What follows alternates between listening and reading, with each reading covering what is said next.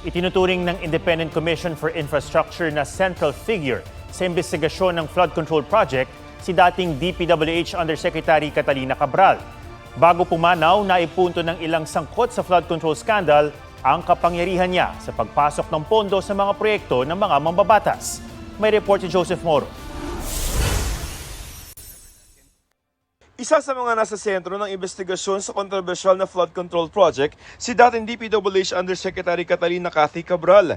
Sa privilege speech si Senador Ping Lacson nitong Setyembre, ipinakita niya ang text umano ni Cabral sa staff ni Senate President Tito Soto. Inalok umano ni Cabral si Soto para magpasok ng proyekto sa 2026 National Expenditure Program, bagay na itinanggi ni Cabral.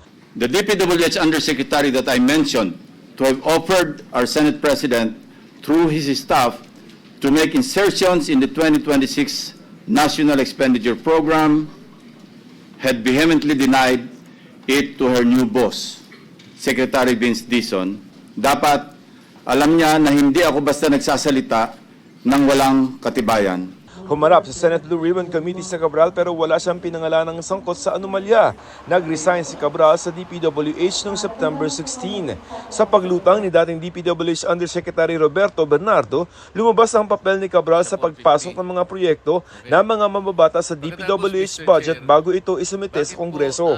Yusek Cabral would tell me that she would communicate and meet legislators to inform them of the amount of their allocations and ask them for titles of projects that they want to include in the DPWH budget. Kapag nirelease na ang budget, makakakuha raw ng komisyon ng isang mambabatas pati na rin ang ilang mga DPWH officials at engineers. Humarap si Cabral sa Independent Commission for Infrastructure pero nang muli siyang ipinatawag nitong Lunes, hindi na siya sumipot.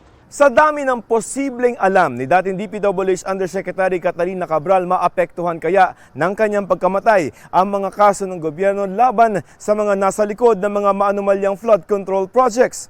Sayang nga, hindi siya nakapunta. We were hoping to talk to her and tell us what she has done or what she knows. Sana, parang confession sana, but hindi siya sumipot sa amin kasi we felt na she can still change. It makes the work a bit more difficult now than it was before kasi you don't have the person who may be a source of information, no, implicating other individuals. So, yun, sa bandang yun. Pero meron pa din namang ibang tinitingnan na anggulo ang ating mga investigador para alamin kung meron pang ibang pagkukunan ng impormasyon na maaaring gamitin at maging kapalit nung salaysay ni Yusek Cabral. Joseph Morong, nagbabalita para sa GMA Integrated News.